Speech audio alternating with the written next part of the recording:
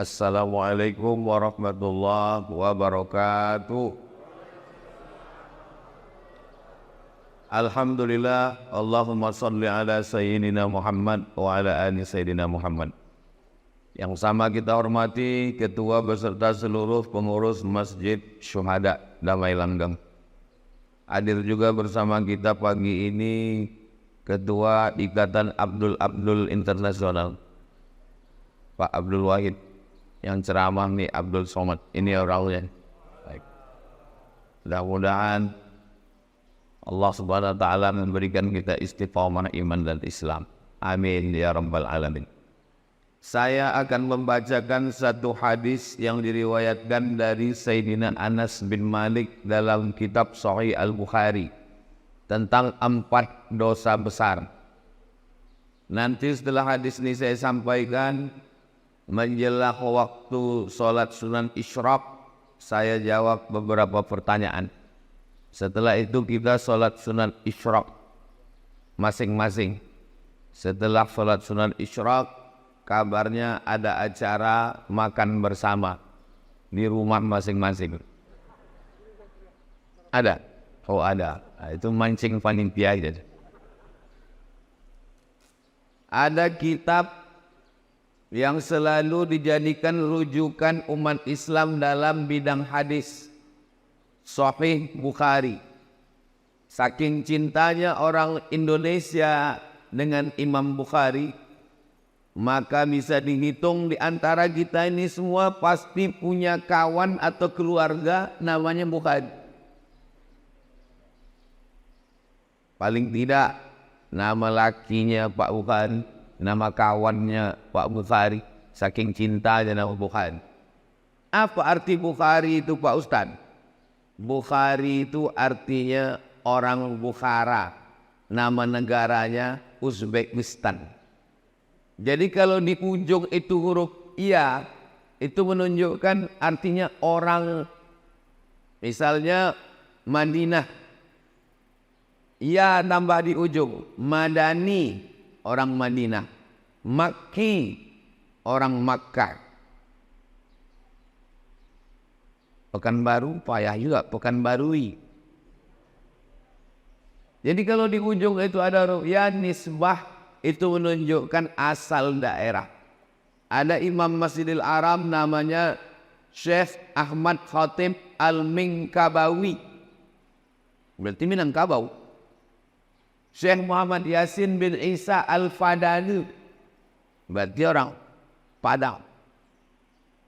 Abdul Wahid Al-Indragiri, orang Inhil, Indragiri.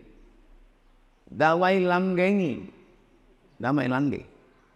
Nah, jadi Bukhari itu bukan nama. Bukhari itu artinya orang Bukhara, Uzbekistan, berbatasan dengan Afghanistan.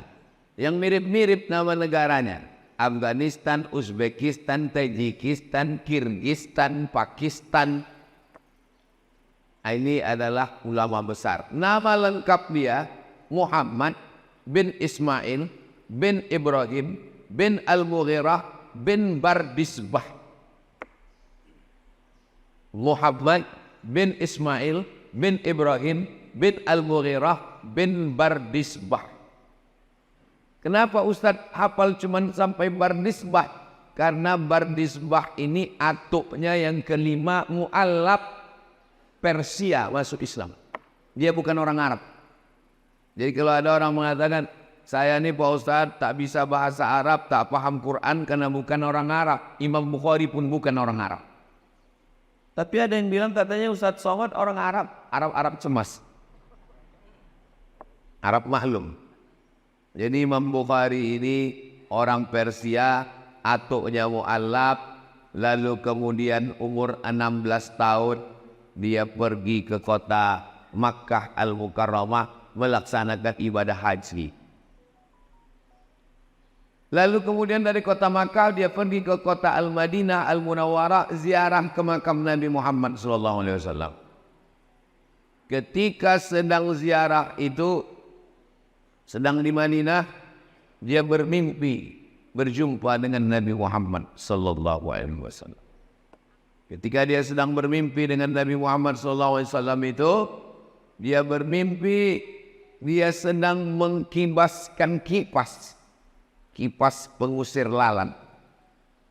Lalu setelah dia terbangun, ditengok kitab takwil, makna mimpinya itu mengkibaskan kipas menghalau lalat, artinya bahwa dia membersihkan ajaran Islam dari hadis-hadis palsu. Karena lalat ini membawa bakteri kotor, najis. Maka mengkibaskan kipas menghalau lalat artinya menghilangkan hadis-hadis palsu dari ajaran Islam. Dan memang akhirnya dia menulis kitab yang isinya sahih semua. Itulah dia dikenal dengan kitab Sahih Al-Bukhari. Kenapa disebut sahih? Karena isi dalam kitab Sahih Bukhari itu tidak ada hadis dhaif, tidak ada hadis palsu, semuanya hadis sahih. Memangnya ada hadis itu yang palsu, Pak Ustaz? Ada. Kasih contoh hadis palsu. Al-Bazinjan syifa'un min kulli da'. Terong obat dari segala macam penyakit. Itu hadis palsu. Siapa yang membuat? Bang jual terong. Jual terong tulat. Tapi tidak semua hadis tentang makanan itu palsu. Habbatus sauda syifa'un min kulli da'. Hambah sauda, biji-biji hitam, sekarang sudah banyak dijual dalam bentuk minyak, dalam bentuk kapsul. Obat dari segala macam penyakit. Itu hadis sahih. Alaikum bisyifa'aini, hendaklah kamu berobat dengan dua obat penyembuh. Al-asal, madu. Hadis tentang madu ada yang sahih, ada yang dhaif, tapi tidak palsu. Jadi tentang hadis sahih, palsu, dhaif itu kita mesti serahkan kepada para ulama. Yang paling mudah kalau beli kitab hadis, tengok di bawah statusnya hadis sahih. Berapa status hadis? 4. Yang paling tinggi sahih, di bawah sahih hasan, di bawah hasan dhaif, di bawah dhaif maudhu'. Contoh hadis dhaif, Allahumma barik lana fima razaqtana wa qina azabannar. Dhaif.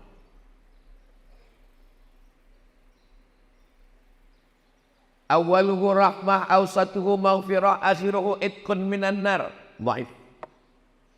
Utlubil ilma walau bisin, tuntutlah ilmu walau ke negeri Cina. Dhaif. Masalah rupanya hadis dhaif ini. Kata Imam Nawawi, ajma'al ulama'u ala jawazil amali bil hadis dhaif. Ulama sepakat boleh mengamalkan hadis dhaif. Mana tahu nanti ibu bapak sedang makan, Allahumma barik lana fima razaqtana wa qina azabannar. Datang orang sebelah, itu hadis dhaif. Emang masalah buat lo? Hadis dhaif tidak masalah, tak apa-apa diamalkan. Dengan syarat 5. Pertama, bukan dalam masalah akidah. Dalam masalah akidah tak boleh hadis dhaif. Kedua, bukan masalah hukum fikih halal haram. Masalah halal haram tak boleh hadis dhaif. Ketiga, tidak ada periwayatnya yang kazab, pendusta, penipu, pembohong. Keempat, masih bernaung di bawah hadis sahih. Kelima, untuk fadail amal, motivasi beramal, boleh beramal dengan hadis dhaif. Likulli syai'in qalbun, segala sesuatu punya hati. Wa qalbul Qur'an Yasin, hatinya Al-Quran adalah Yasin. Iqra'uha ala mautakum, bacakan surat Yasin pada orang mati.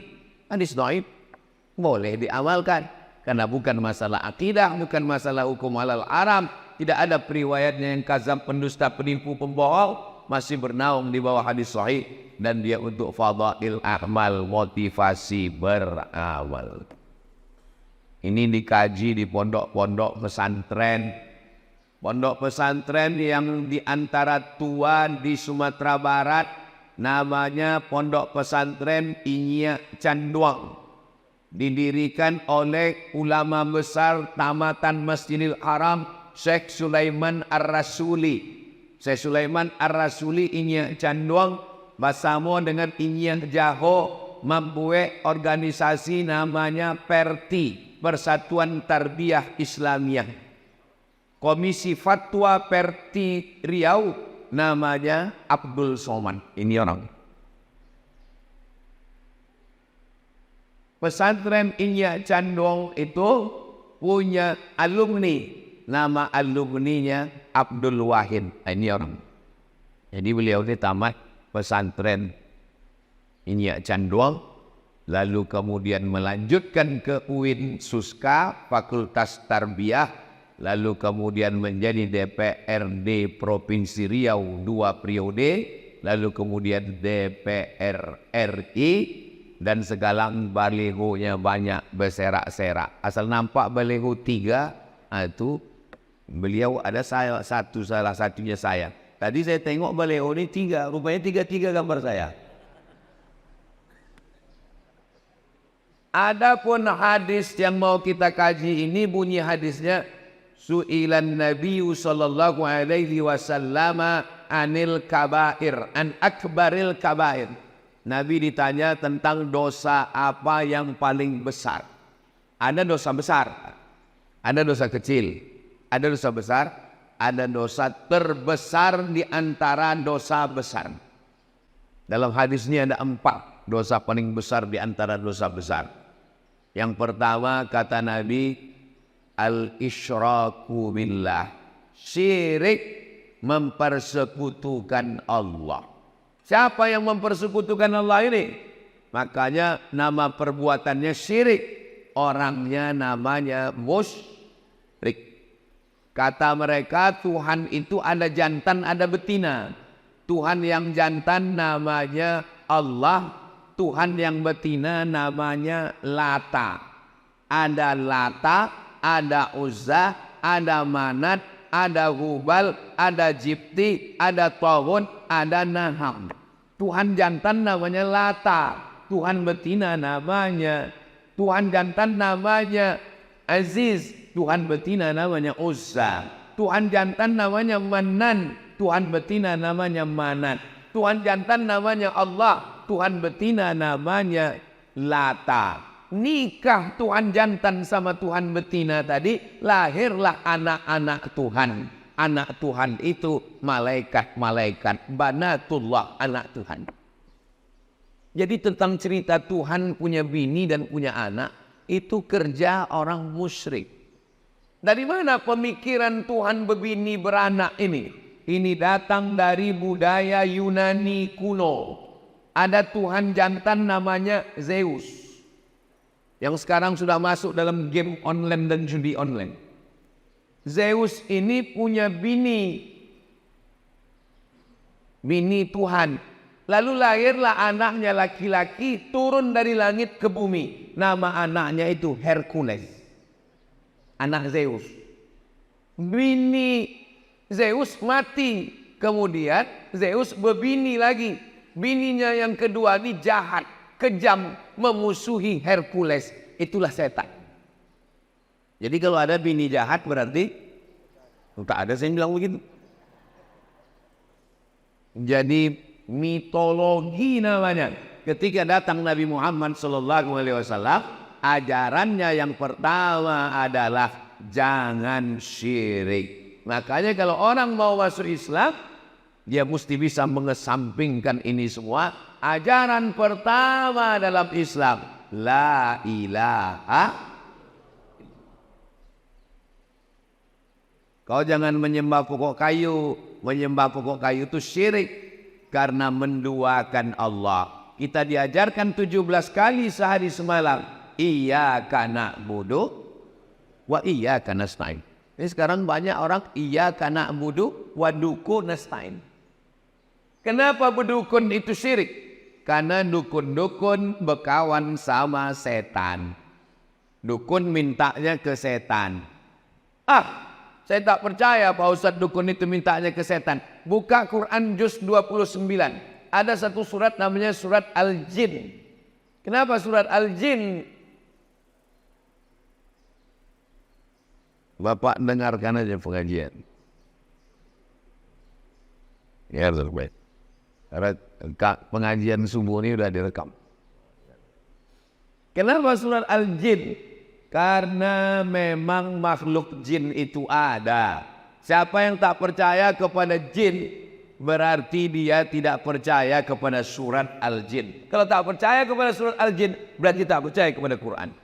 Jadi kalau ada orang kata, kau jangan percaya kepada jin. Loh, memang ada dalam Quran. Yang tidak boleh itu adalah percaya bahwa jin bisa menguasai kita. Itu yang tak boleh. Karena yang berkuasa hanya Allah. La haula wa la quwwata illa billah. Makanya sebelum tidur malam dibaca Al-Fatihah sekali, Qul huwallah 3 kali, Al-Falaq sekali, An-Nas sekali, ayat kursi sekali, dihembuskan ke tapak tangan, disapukan ke muka, ke kepala, ke badan. Dibacakan Fatihah sekali, Qul huwallah 3 kali, Al-Falaq sekali, An-Nas sekali, ayat kursi sekali, dihembuskan ke air, diminumkan, dimandikan. Air yang sudah dibacakan ayat-ayat tak boleh dipakai cebok, diminum habis. Takut saya terkencing-kencing Pak Ustaz, siramkan ke pokok bunga. Kalau terganggu, yang anak gadis, yang cantik-cantik, jangan sombong. Karena tak semua laki-laki itu bisa menerima kenyataan. Nanti sakit hati dia, diganggunya pinggir jalan. Adek, mau tak nikah sama abang? Diam kau kucing kurap, wih. Diambilnya air liur itu, dibawanya ke dukun. Dukun minta ke setan, dibacakannya mantra. Kakang telinga bosi mulut tersongkang gigi terkunci. Makan mie ayam, nampak muka jantan tuh bergelombang. Makan bakso, nampak muka dia. Pas mau makan gulai sate, nampak dia. Siang malam terbayang-bayang, makan tak kenyang, tidur tak lelap, kena pelet. Saya di rumah ada juga pelet ikan koi. Maka anak-anak kita diajarkan membaca-baca. Bang Abdul Wahid pun perlu juga ini, tak perlu kita ajari, dia tamas pesantren. Membaca-baca. Kenapa? Tidak semua orang niat baik, dukun, santet, jin, setan, segala macam. Saya jadi Dewan Juri Musabaqah Tilawatil Quran Kabupaten Indragiri Hulu di Pematang Rebak. Pagi-pagi pergi saya mau sarapan. Pas mau sarapan dipanggil orang. Ustaz Somad, Ustaz Somad. Ada apa? Saya bilang, tolong Pak Ustadz, ini diganggu jin. Rupanya ada anak gadis perempuan, matanya wow. Orang itu rupanya udah membacakan ayat kursi, jinnya tak keluar. Suruh orang itu saya membaca, tak mungkin saya nolak. Masa LCMA nolak? Gengsi lah. Sebetulnya saya tak pernah meruqyah, tapi karena di ruqyah. Orang tuh kenapa jinnya tak keluar? Dibacanya pelan. Allahu la ilaha illa huwal hayyul qayyum. Mana mau dia keluar? Pas disuruh saya membaca, saya bacakan. Karena perempuan tak boleh kita pegang kepalanya. Nah, kalau ada nanti orang ruqyah bilang, ini mesti dipegang. Ini jinnya kuat ini. Itu hantu dia tuh. Saya baca ke telinga sebelah kanan dari jarak jauh. Allahu la ilaha illa. Sadar dia. Entah jin itu takut, entah terlalu kuat, Allahu a'lam. Sehat dia. Alhamdulillah. Sejak itu takut saya. Sejak itu kalau ada orang kerasukan diganggu jin, saya kasih nomor kawan saya. Hubungi nomor ini. Satu hari salah nomor, rupanya nomor BNN. Badan Narkotika Nasional. Bapak Ibu yang dimuliakan. Tapi tidak semua orang itu karena gangguan jin. Ini kadang banyak jamaah ini mengadu ke saya. Ustaz Somad tolong bacakan air Pak Ustaz. Laki saya ini malas sembahyang. Ustaz Somad tolong bacakan air Ustaz. Laki saya ini selingkuh. Lama-lama saya mikir, kenapa semua salah jin? Pas kita bacakan air, ayat kursi diminumnya, tak ada reaksi. Memang dia tidak terganggu jin. Laki kau gatal. Sikit-sikit salah jin, sikit-sikit salah jin. Karena kita kasihan juga sama jinnya. Nanti lama-lama keluar KPJ, Komisi Perlindungan Jin. Saking banyaknya jin yang teraniaya. Bahkan jin pun udah banyak yang pensiun. Kata jin, aku udah tak menggoda manusia lagi. Lebih parah pula orang itu dari aku lagi, kata dia. Bapak Ibu yang dimuliakan Allah. Dibawalah Ustadz Ruqyah ke rumah sakit. Sampai di rumah sakit, dibaca Ustadz nilai ayat kursi. Allahu la ilaha illa huwal hayyul qayyum. Diludahinya Ustadz. Apa kata dia? Sesama jin dilarang saling mengusir. Rupanya ulah yang membaca itu 11-12 sama yang dibaca. Jadi kata orang kampung kita, ini bukan masalah pistolnya, tapi masalah orangnya. Kalau bahasa kampungnya, man behind the gun. Orangnya. Imam Ahmad bin Hanbal, Imam Hambali tidak ada membacakan ayat kursi. Sakitlah adik raja di Baghdad, Irak. Sakit adik raja, diminta doa. Imam Ahmad bin Hanbal suruh datang ke istana. Kata Imam Ahmad bin Hanbal, aku tak perlulah datang ke istana. Lalu kemudian dikasihnya terompah kayu. Kita kalau bisa di toilet itu kasih terompah kayu. Kenapa di toilet terompah kayu? Supaya kaki tak kena najis. Karena setan masuk dari was-was akibat kaki kena najis bekas percik kencing. Waktu sedang sembahyang tuh, batal tak batal? Batal tak batal? Batal tak batal? Maka pakai terompah kayu. Imam Ahmad bin Hanbal mengasih terompah kayunya. Bawakan terompah kayuku ini, letakkan di dekat adik sultan yang sakit tuh. Diletakkan terompah kayu Imam Ahmad bin Hanbal, sehat. Tak perlu baca-bacakan ayat. Terompah kayu letakkan sehat. Hari berganti, musim berubah, pekan berubah, bulan berubah tahun. Tiba-tiba kumat adik raja itu balik. Rupanya hari dia kumat itu, Imam Ahmad bin Hanbal meninggal dunia. Dibawakan orang tuh terompah kayu. Ini terompah kayu. Kata jin tuh, aku bukan takut sama terompah kayunya, tapi aku takut sama yang punya terompah kayu. Dan yang punya terompah kayu sudah mati. Jadi rupanya kalau kuat iman kita, belum lagi kita bacakan ayat itu, setan itu sudah lagi ligah pugah, nintang pukang tunggang larga. Kalau menengok dari jamaah subuh Masjid Syuhada ini nampaknya orang-orang yang ditakuti setan semuanya. Tapi nggak tahu juga lah ya. Mudah-mudahan kita selamat dari syirik, insya Allah. Amin. Jangan katakan orang kafir musyrik Makkah itu tidak beribadah. Orang Makkah musyrik Abu Jahal, Abu Lahab itu rajin beribadah. Waktu Nabi membersihkan Masjidil Haram, berapa jumlah Tuhan? 360 Tuhan dalam bentuk patung berhala, perak, emas, perunggu, besi, kayu. Bahkan ada patung Tuhan itu yang terbuat dari tepung gandum. Tepung gandum dicampur minyak samin, minyak sapi, diadon, dibuat gambar Tuhan besar, disembah mereka. Pas perutnya lapar, dicuilnya Tuhan tuh. Mohon maaf Tuhan, lapar kali perutku, kemana?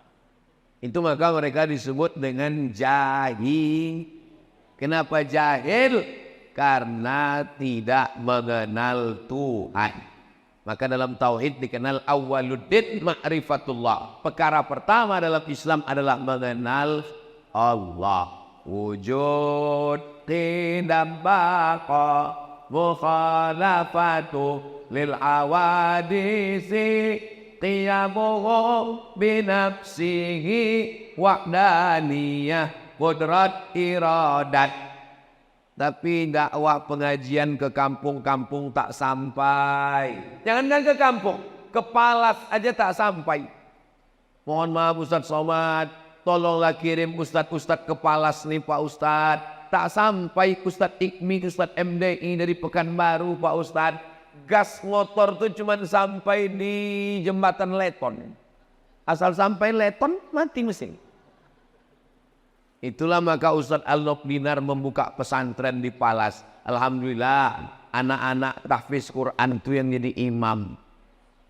Saya tak sanggup berdakwah masuk kampung ke kampung. Yang kami masuk cuman Bagan Benio, Talang Mama, Talang Perigi, Talang Jerinjing. Itu yang kami cuman sanggup masuk.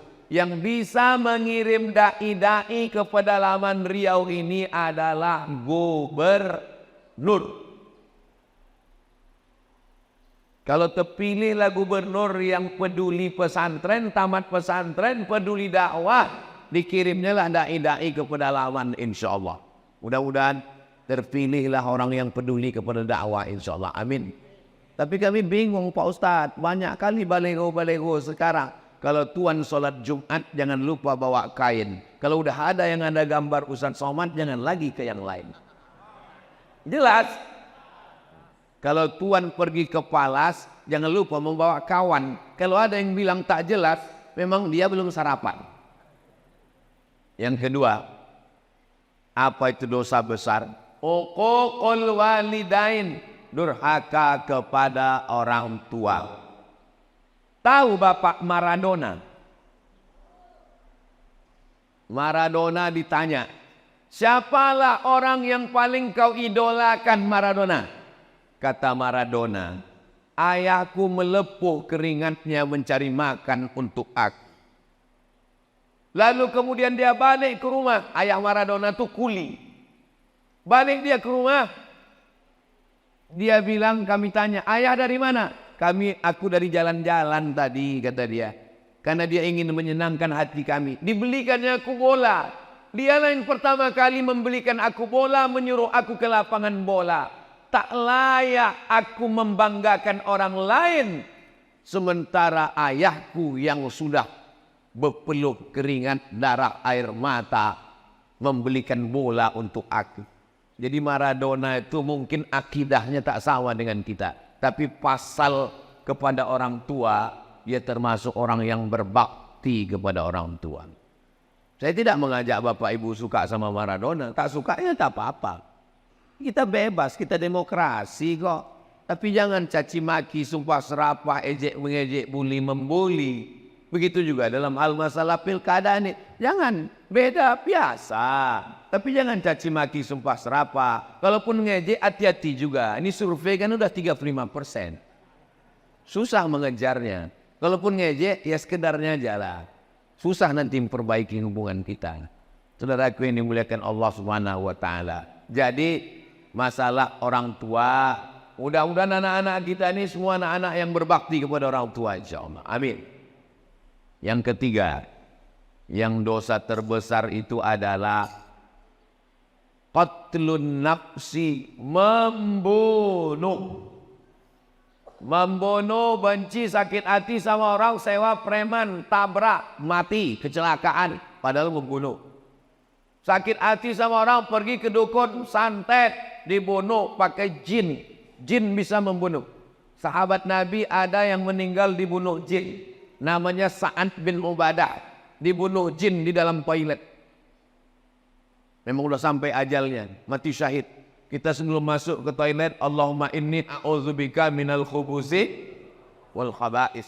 Begitu kita bacakan Allahumma inni a'udzubika, maka langsung badan kita itu dipasang Allah penutup, sehingga jin setan yang ada di toilet itu tak bisa menengok kita. Saya pergi ke stasiun kereta api Pringsewu. Bahasa Jawa sewu itu artinya apa? Simu. Sewu, simu. Pringsewu, stasiun kereta api 1000 kamar yang ada di Semarang. Sampai di atas, kereta api ini punya Belanda. Sampai di atas saya ditunjukkan sama guide-nya. Ustadz Somad, ini ruangan jenderal Belanda. Toiletnya di luar. Jadi rupanya Belanda itu dulu tahu toilet itu tempat setan, dibuatnya jauh-jauh. Itu beda orang dulu sama orang sekarang. Orang dulu makannya di rumah, buang air besarnya di luar.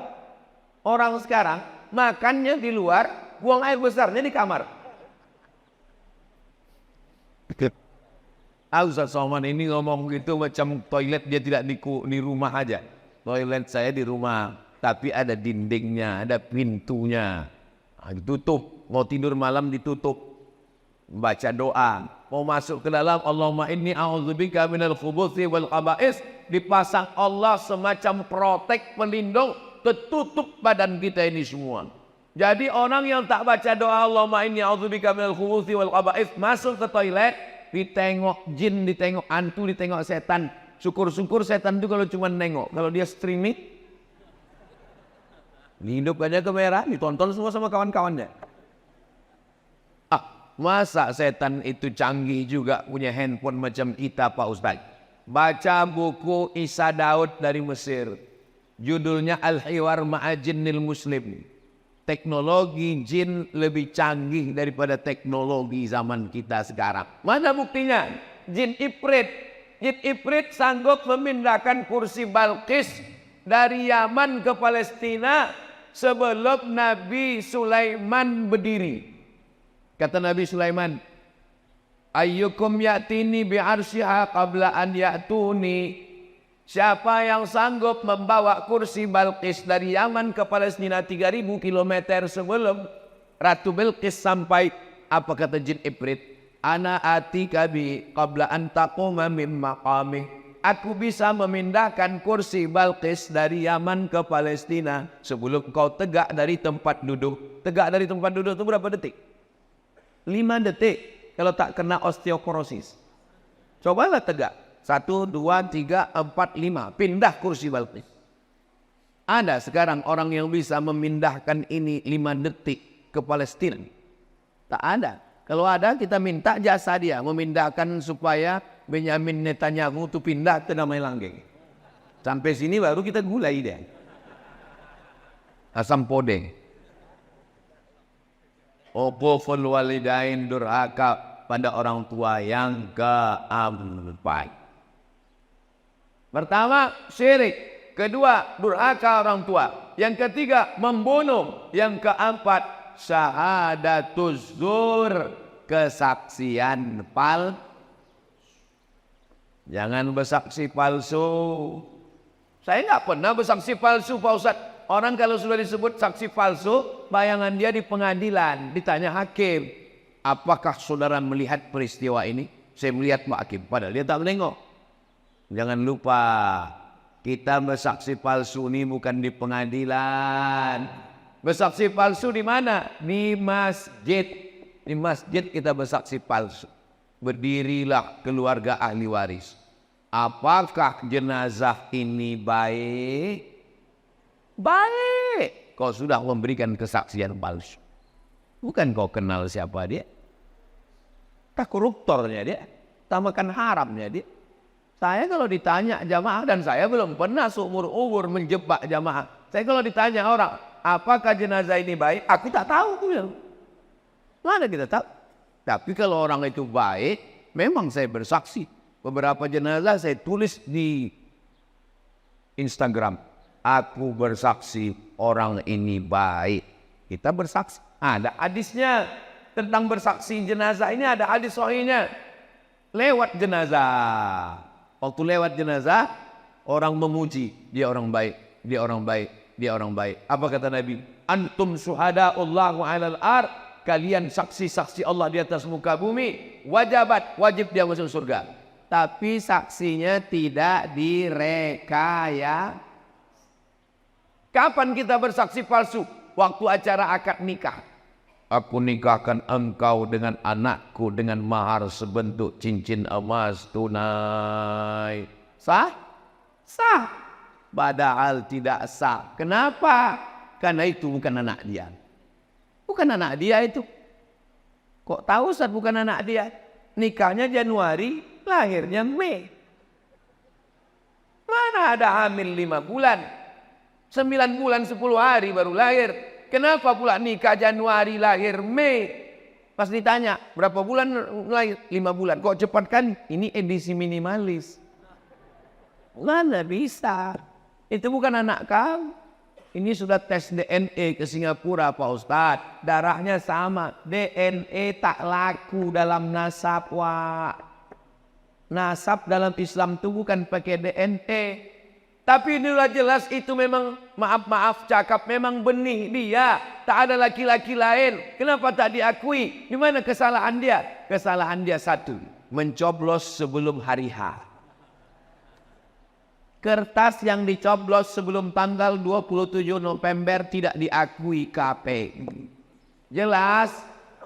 Apanya yang jelas ini? Jelas nasab tadi tak diakui karena dia sudah ada sebelum akad nikah. Jangan nikahkan anak yang hamil. Malu. Dulu di Pinang tak dikasih. Datang orang Minang baik-baik tak dikasih. Muncul niat jahatnya. Tanam pinang rapat-rapat supaya puyuh tak dapat lari. Sudah Pinang tak dapat. Aku bawa ke hotel, ku hamili, kata dia. Nauzubillah. Banyak orang tua sekarang lebih mau makan di daun daripada makan di pinggan. Di Pinang tak mau. Mau mencari menantu kaya. Mau mencari menantu hebat. Sudah hamil baru tahu rasa. Barulah dinikahkan. Itu nikahnya menurut mazhab Syafi'i sah. Nikahnya sah.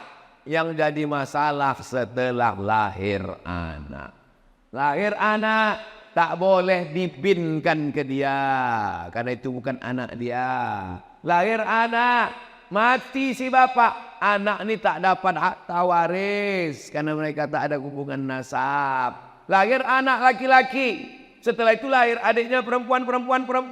Ini si abang anak pertama ini tak bisa jadi wali bagi adiknya karena mereka dianggap saudara seamak bukan saudara seayam.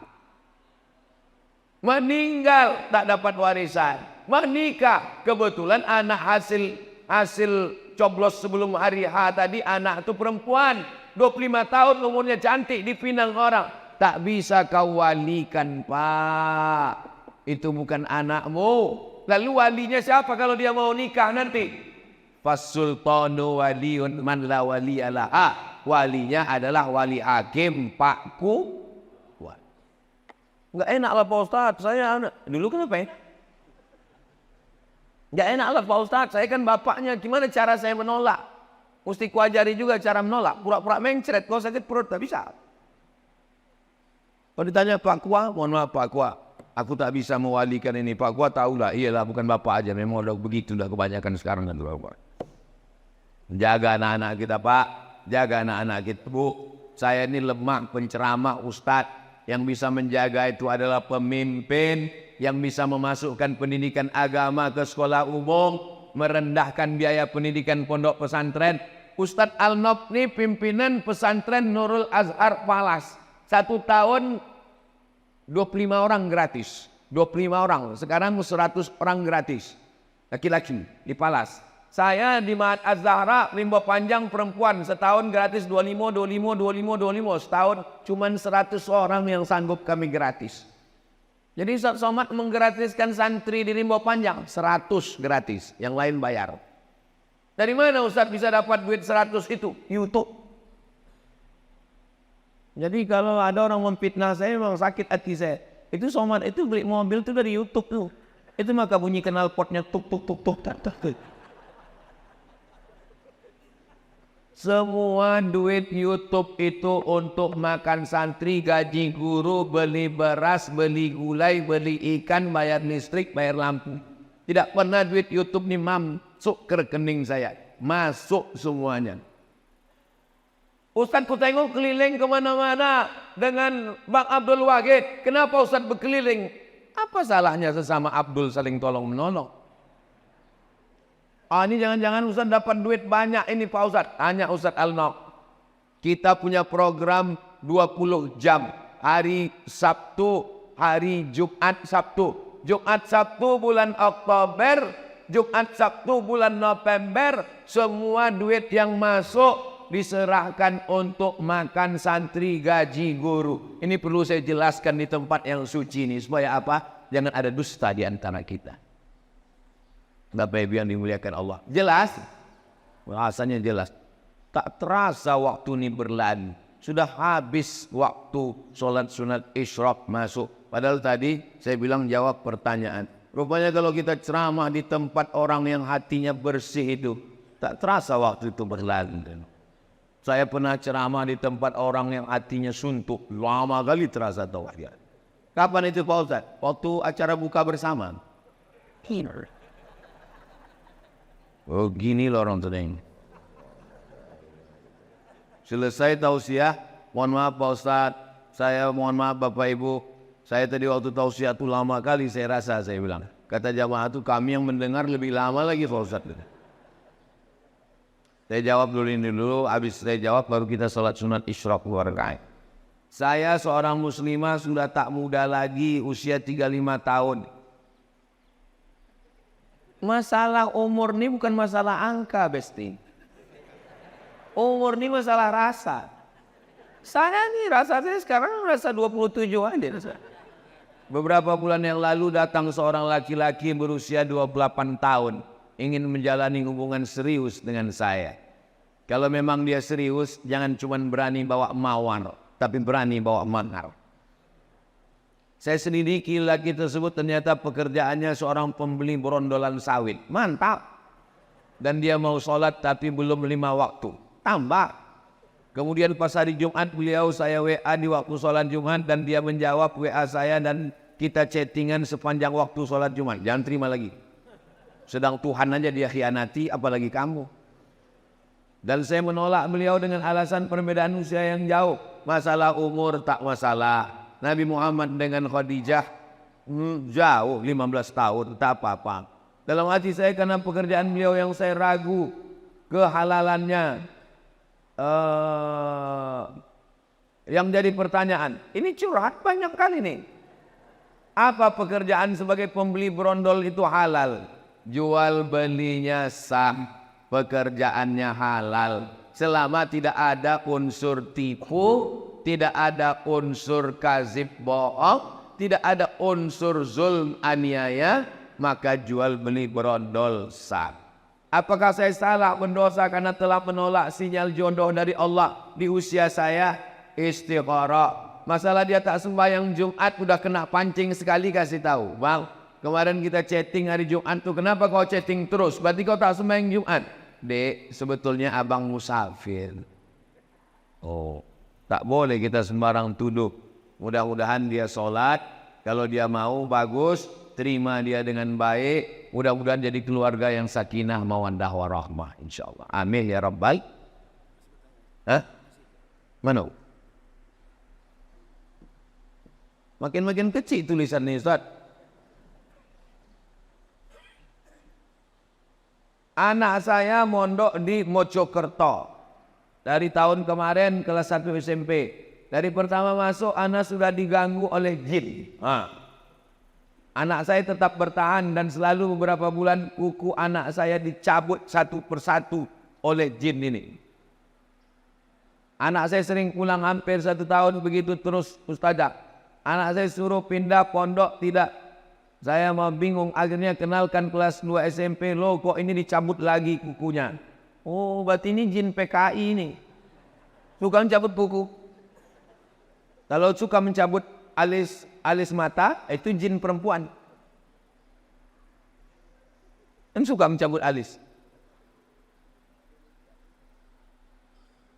Setiap saya carikan tombol ke ustadz jawabannya yang selalu menakutkan. Saya kasih nomor Ustadz Faizar, spesialis jin.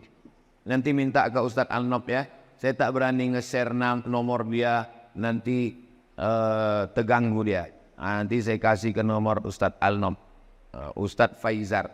Saya buat biar tak susah mencari nama Ustadz Faizar ini, saya buat di sini Ustadz Jin. Ustadz Jin. Tengok Ustadz Jin. Itu Ustadz. Kasih ke ibu nih nama Ustadz Faizar Jin. Ada lagi pertanyaan tadi? Udah, catat nomor. Nanti kirim ke ibu itu nomor Ustadz Faizar. Bolehkah berhajat ingin rumah cepat terjual ditebus dengan puasa? Oh, jadi kalau rumah terjual puasa, kalau tak laku-laku tak puasa-puasa. Itu namanya nazar. Nazar itu membuat amalan sunat menjadi wajib. Nazar namanya. Aku bernazar nanti kalau begini-begini aku akan, kalau lulus anakku ini PNS aku akan berkurban. Kalau tak lulus aku tak berkurban sampai mati. Itu merajuk namanya. Hukum asal nazar itu boleh. Tapi kata Nabi, nazar itu untuk orang yang pelit. Pelit dia tak mau bersedekah, maka diikatnya dengan nazar. Tapi hukum asal nazar hukumnya boleh mubah. Tolong kalau sebelum bernazar itu diingat baik-baik. Khawatirnya waktu bernazar berjanji-janji sesudah selesai tak ditunaikan. Ada orang begitu. Pak Ustadz, saya kemarin bernazar. Apa nazarmu? Saya puasa Senin Kamis sampai mati. Matilah kau. Dia tak taat. Jadi sebelum bernazar tuh pikir-pikir baik-baik. Saya anjurkan kalau nazar bagusnya nazar sodakoh saja. Karena kalau puasa Nabi Daud bernazar pula puasa Nabi Daud sampai mati. Sebelum mati kita duluan. Kita sibuk. Jadi sebelum bernazar itu pikirkan baik. Kalau nazar sodakoh, ini bagus. Ada lagi pertanyaan Ustaz Al-Nob? Apakah cerita Sa'ban dan Sa'labah itu termasuk hadis palsu Pak Ustaz? Hadis palsu. Usah diriwayatkan lagi. Usah disebar-sebarkan lagi. Man kadzdzaba alayya muta'ammidan, siapa yang berdusta kepadaku secara sengaja, falyatabawa maq'adahu minan nar, siapkanlah tempat duduk dari api neraka. Jadi kalau ada penceramah meriwayatkan hadis palsu satu hari sekali, sebulan booking 30 kursi di neraka jahanam. Hati-hati meriwayatkan hadis, kalau tak betul-betul sahih, tanyakan kepada ahlinya. Mudah-mudahan kita selamat dunia akhirat insyaallah. Ini ada pertanyaan, mana tadi pertanyaan Ustaz Al-Nob tadi mengirimkannya? Saya mengalami maaf cakap, keputihan terus menerus. Sebelum sholat saya bersihkan, dan ketika sholat keluar. Bagaimana Pak Ustadz? Laki-laki bisa mengalami namanya sulusul baul, baul kencing, sulusul rantai. Sulusul baul kencing berantai, menetes tak putus-putus. Perempuan bisa mengalami dua. Pertama istihadah, darah tak putus-putus. Yang kedua cairan tak putus-putus. Maka cara mengatasinya bagaimana? Dibersihkan sebelum masuk waktu sholat.